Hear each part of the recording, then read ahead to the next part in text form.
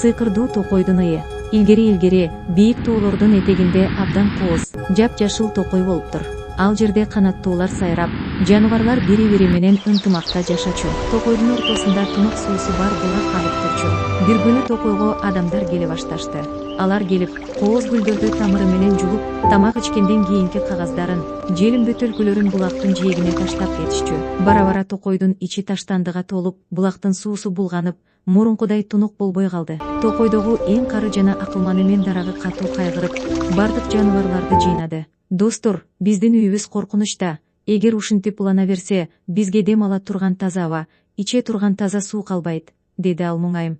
Ошол учурда токойго Айдар аттуу кичинекей бала келип калды. Ал башкалардан айырмаланып, колуна чоң баштык алып, жердеги таштандыларды жыйнай баштады.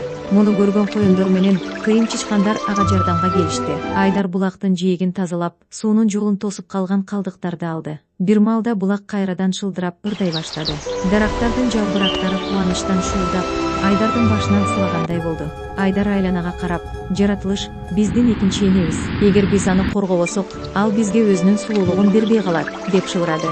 Ошондон кийин Айдар досторун да ээрчитип келип, токойго бул жерге таштанды таштабагыла деген жазууларды коюп чыкты. Токой кайрадан жанданып, гүлдөр ачылып, куштар мурункудан да катуураак сайрай башташты.